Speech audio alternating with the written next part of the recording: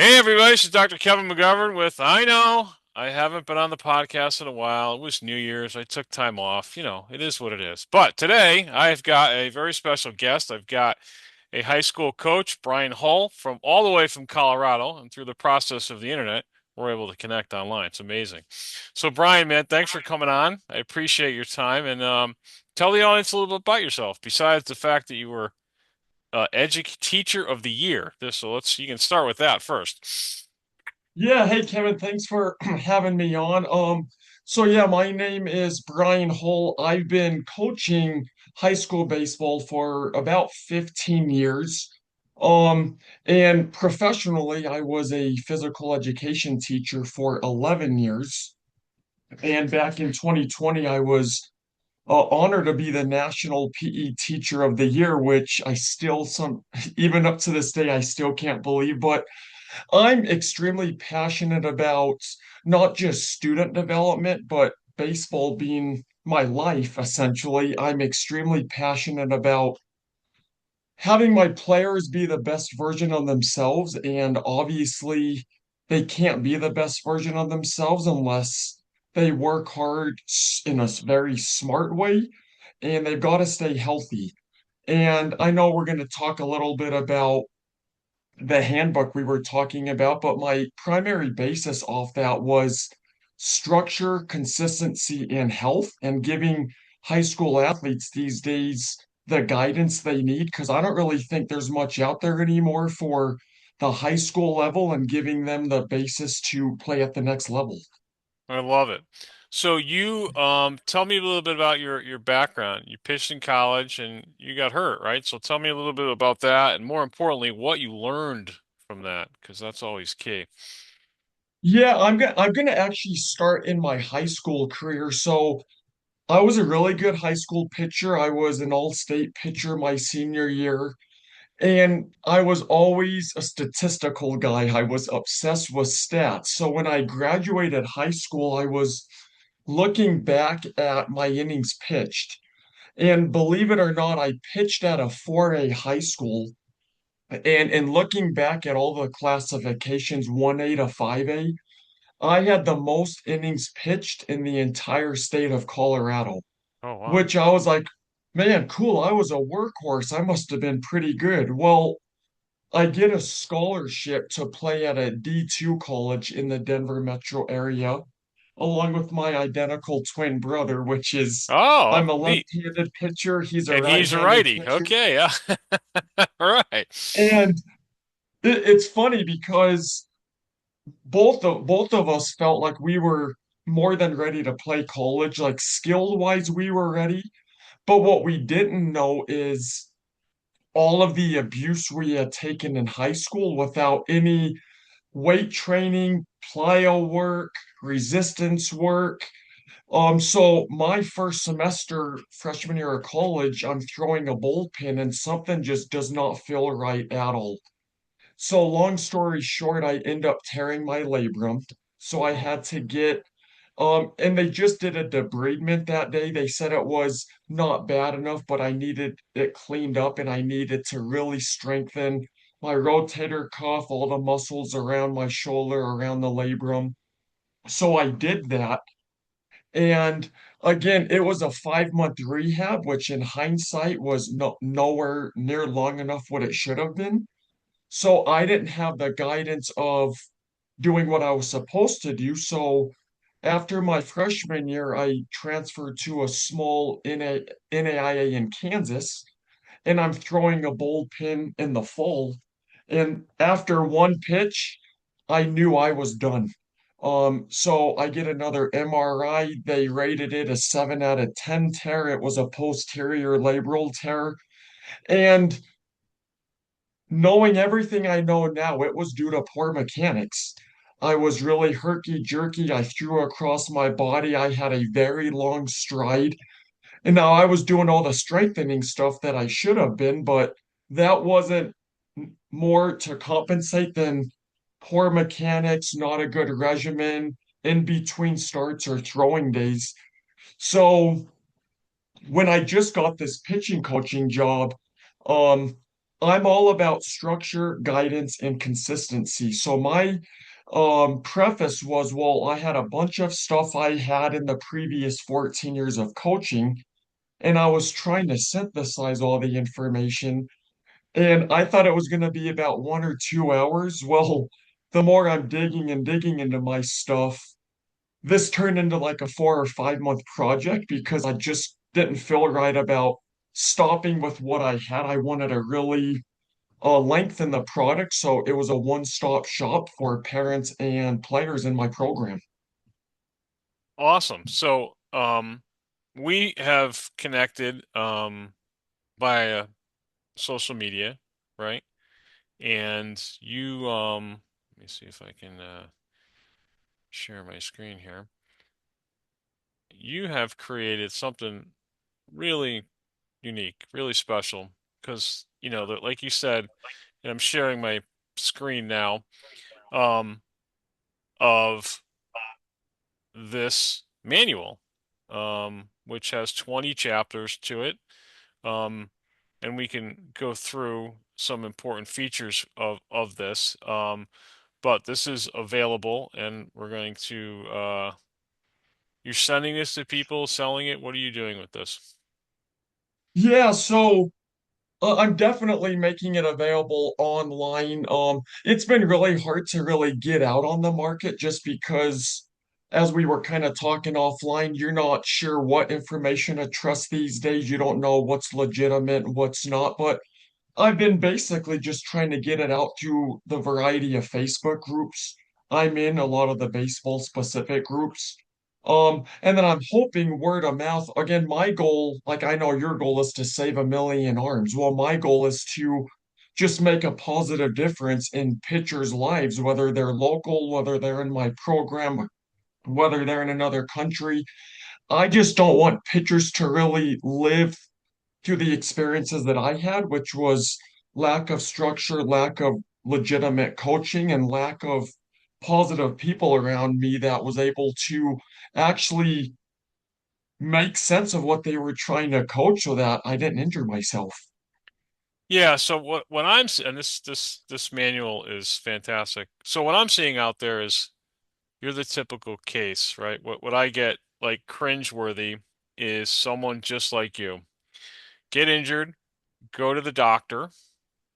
Doctor says the R word, rest, which cures nobody. Okay, that doesn't fix a thing. Or, doctors do two things, medicate or operate. So the medication side would be the rest, here's some anti-inflammatories, or like in your case, we're going to do surgery. Okay, and then, well, let's start a throwing program. Right. Okay. But we haven't addressed the root cause of why you got injured in the first place. And I'm constantly battling parents. Like, your son has not addressed what caused the injury. Now, it could be a mechanical cause, it could be a functional movement cause. It's probably both. But, how are you addressing that? And they're like, well, they saw physical therapy. Oh, great. They did basic shoulder stuff like you did, strengthen this up, but like you said, your mechanics were off and no one corrected them. And there's a huge gap. And then, of course, you see things online like throwing plyo balls and all this stuff. So, what challenges are you having with the high school athlete to keep them healthy? I know you just mentioned off there you've got some guys who are already injured, and you did send me a video of someone coming off injury, and I wasn't really happy with that video at all, as you know. So, but so tell me what's going on your end with that. Yeah, I mean, I think not just specifically this year, but in my 15 years of high school, I'd say the biggest hindrance is all of the guys, again, with no blame, is they want to play, play, play. They want to get in front of colleges. They want to play for the best comp teams, but they're also overworking themselves significantly to where by the time they get to us, they're almost so broken down on the inside where even if we follow a good regimen and we're doing the functional movement stuff and preventative arm care stuff, a lot of times what I've seen is the damage has already been done. And I am seeing, I know I had off air, I had mentioned the podcast I listened to about the plyo balls and drive line, and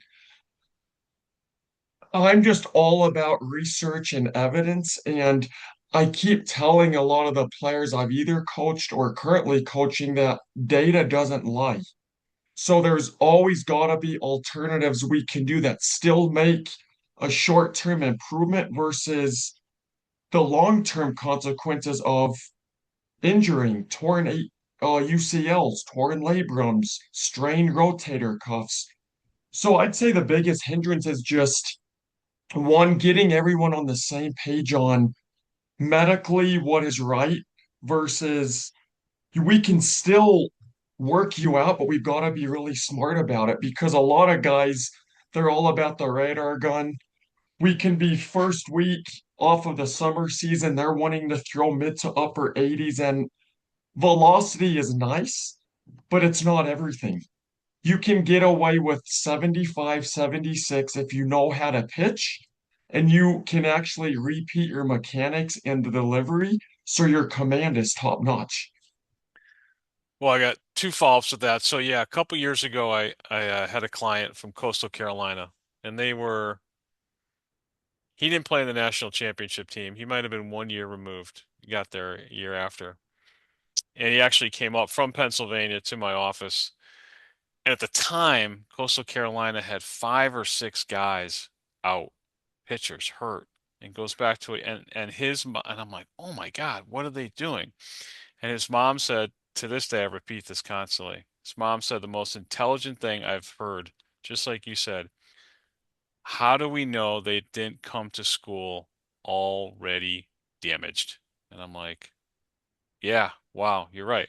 How do we know that 18-year-old arm isn't 35 and wear and tear from all the stuff, the bad stuff they did in high school, then they come to college and they hurt. I mean, I've got so many guys the first and second year of college that are just on the shelf from getting hurt. They're trying to make a big impression and they go out, try to throw it 3,000 miles an hour, and the next thing you know, that's it. I mean, half my stable are guys that are hurt. They're freshmen and sophomores of college that are hurt because of that exact same thing. And that, like you said, like the velocities and everything. That's why I kind of created this stat called OP10, right? Because at the end of the day, we love to have 7 innings or 9 innings with, 27 pitches. It's about outs, right? And we look at pitch count, and I think pitch count did okay for a while, but as you know, you can have two players throw 50 pitches. One guy is in the sixth inning, the other guy is in the third inning. And that's why I did the stat, which is essentially innings plus errors divided by uh or outs, whatever the heck it was. But it's showing like how many outs can you get per every 10 pitches is what it measures.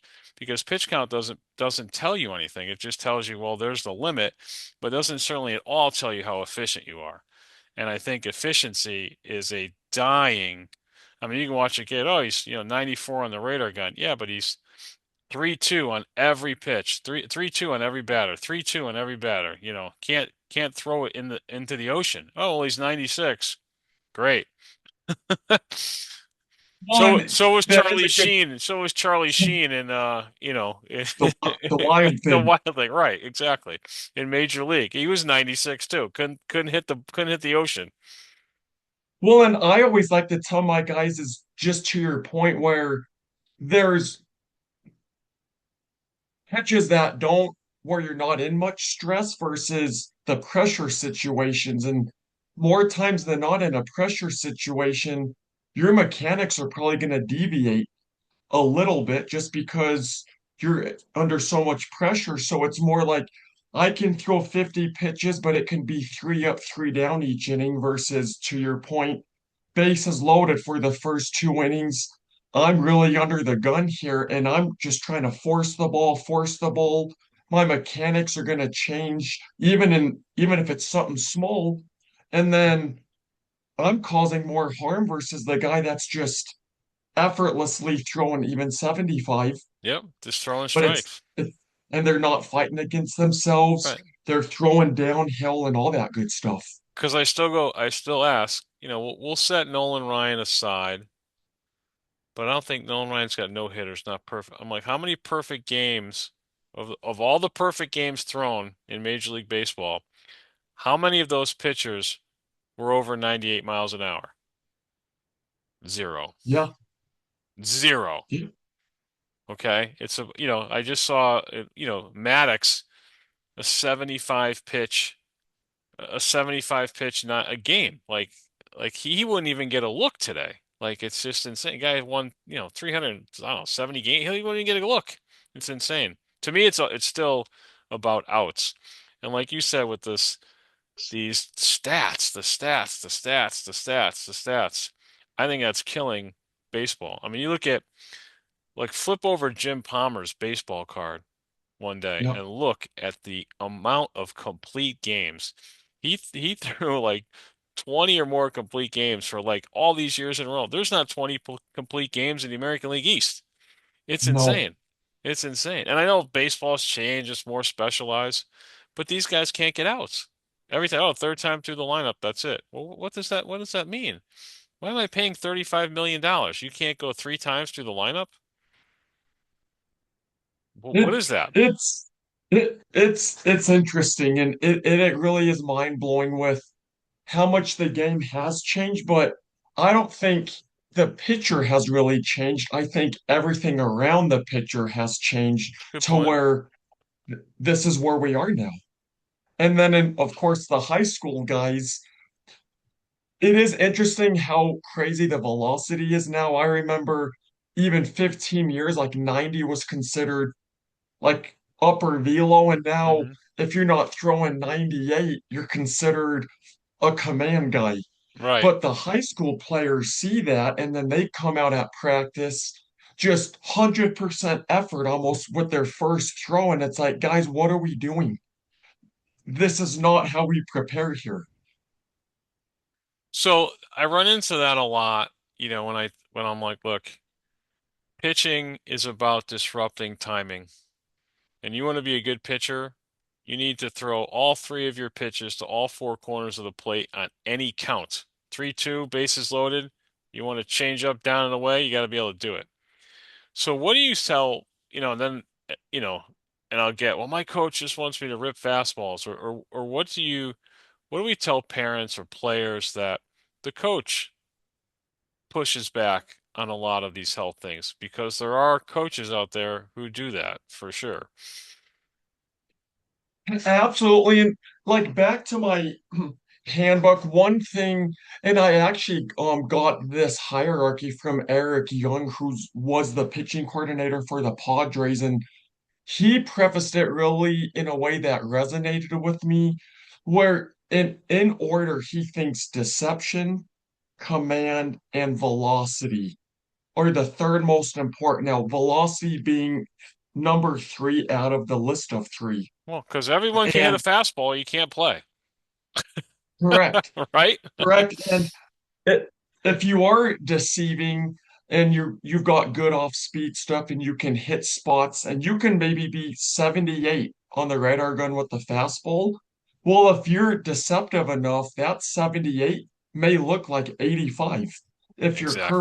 curveball, fastball up, change up down, fastball inside, that may look 85. So it's not so much objectively the velocity, it's how it looks. If you're tunneling right, if fastball comes out here, curveball comes out here, hitters are guessing. So the first like two-thirds with the ball on the way to the plate, if it looks the same, again, your 74 mile an hour fastball may look 80 to a really good hitter if you're able to deceive them. 100%. Completely agree. So let's get to talk about the elephant in the room, which are parents, right? I've got the biggest difficulty with parents, and obviously no parent on the planet, I would think, would want to hurt their child. But so many times, I have, like I was telling you off air, I have a disclaimer that, when I talk to a parent and give them medical advice and they do something opposite, I've got to, as they say, cover your ass. And I literally have a disclaimer that says, hey, we went over this stuff. You're choosing to, you get expert medical advice. You're choosing to do something else. Great. But I'm just, letting you know that you have it and what you do with it is on you.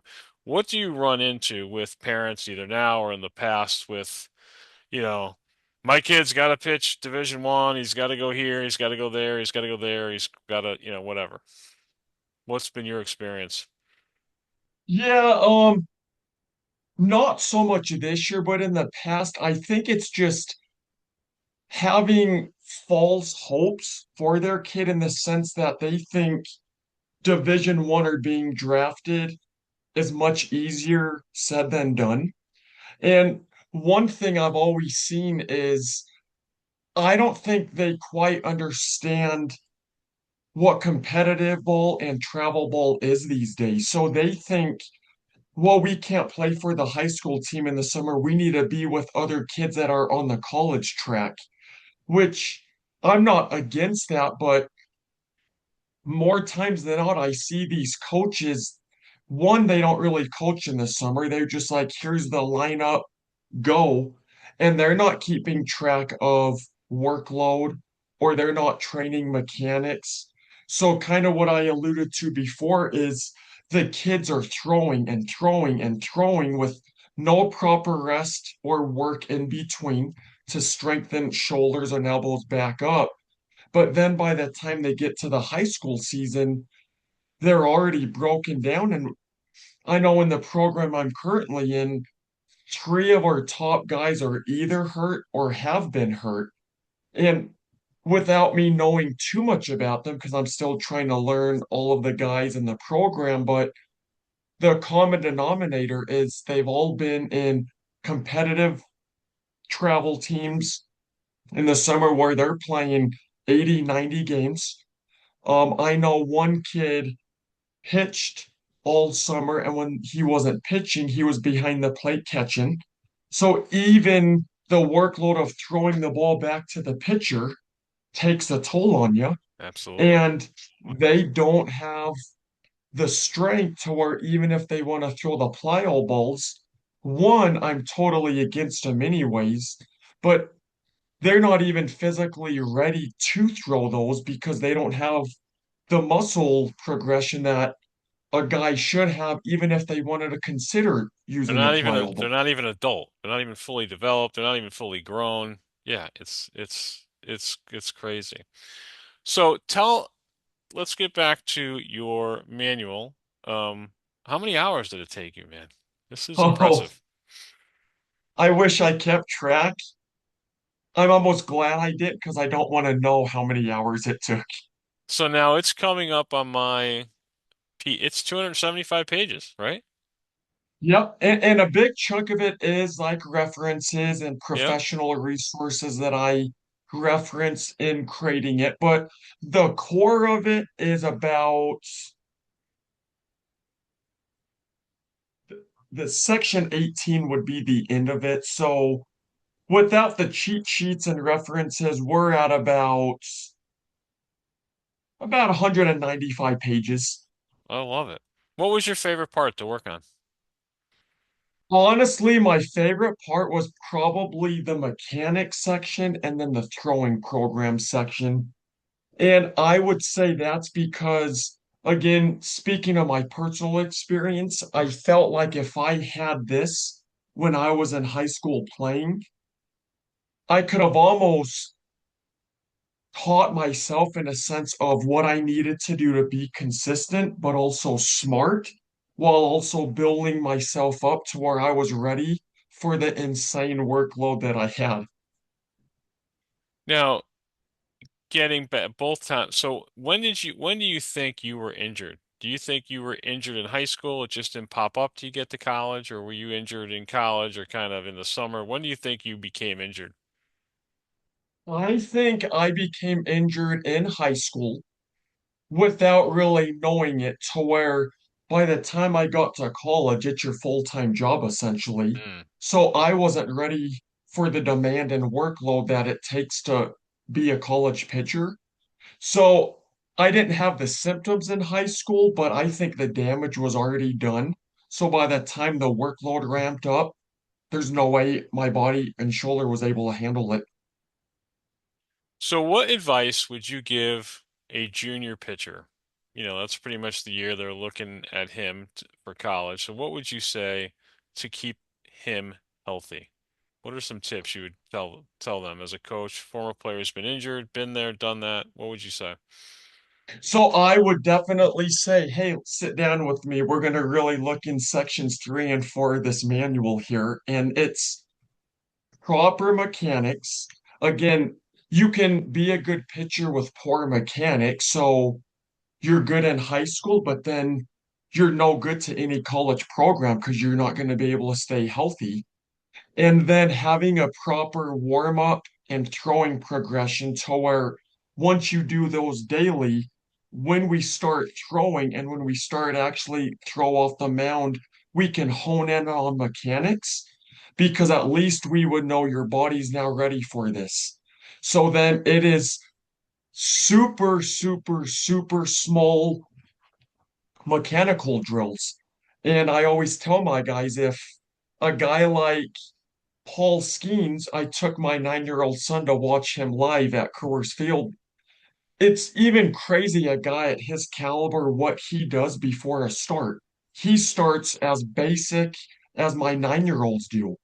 And it's because it's muscle memory, it's training your body to move properly. Even though you do this for a living, you can't take it for granted.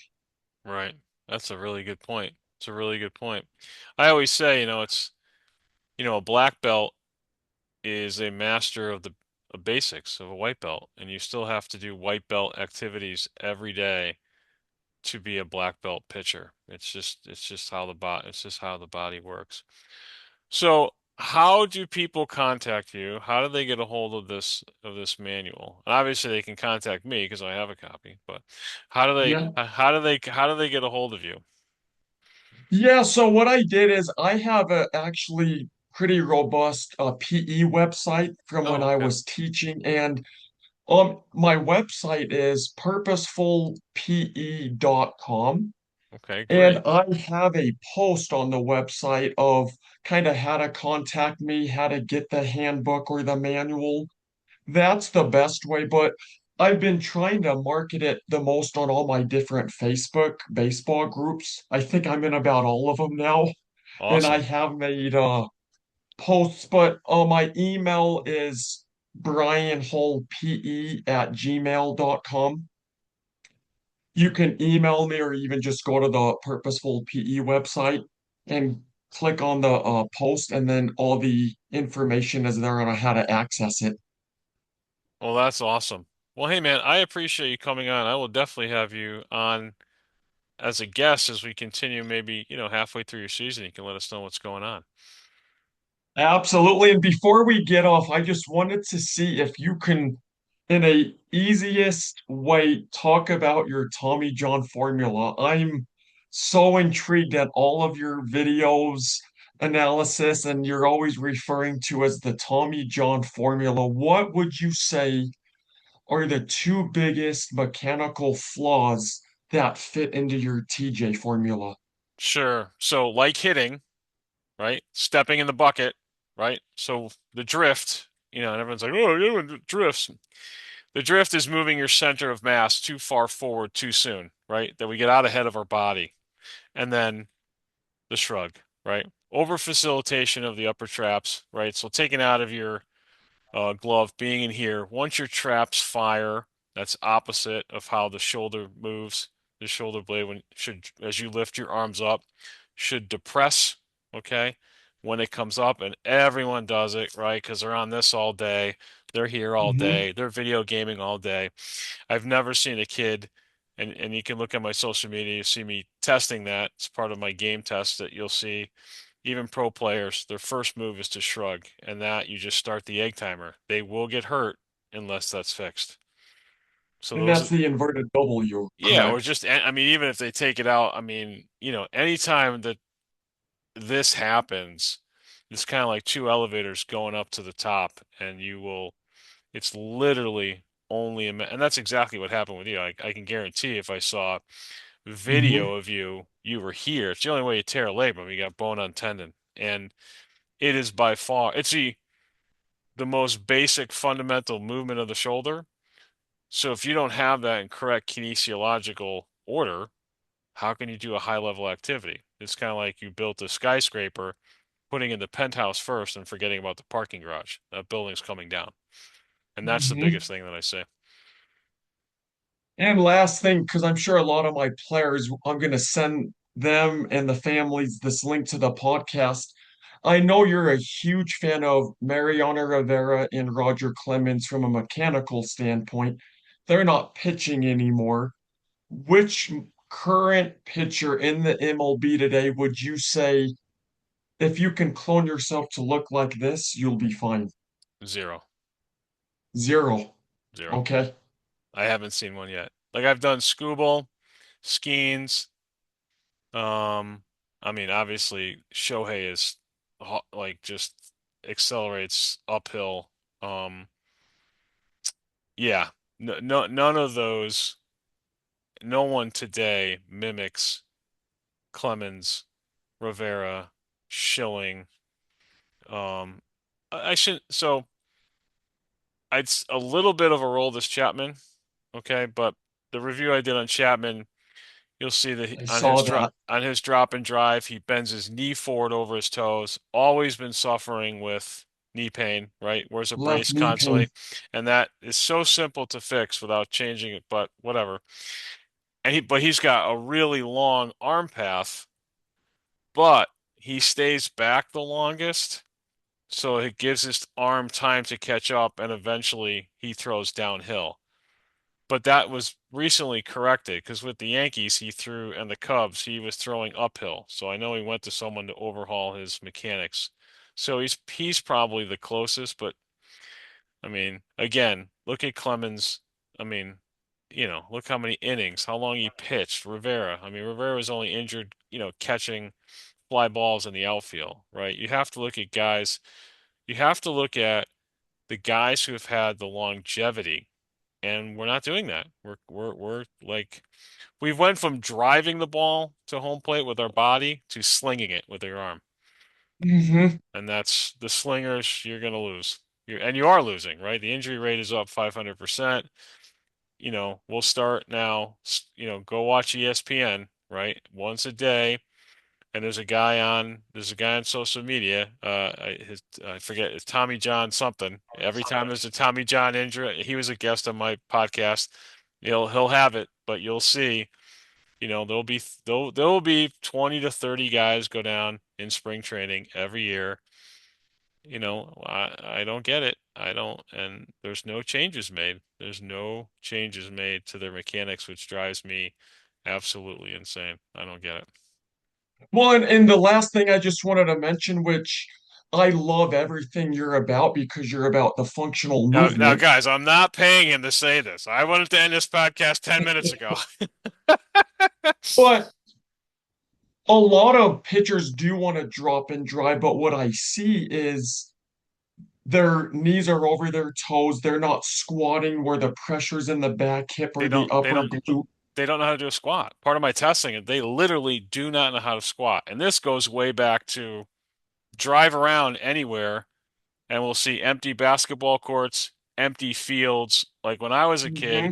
it was go out and play, come back at lunch, go out and play, come back at dinner, go out and play, come back when the street lights are on. We're in a whole new generation where kids only move off their phone, their iPad, or their TV to do an organized activity. It's the only time Yep. they get exercise, the only time they move around.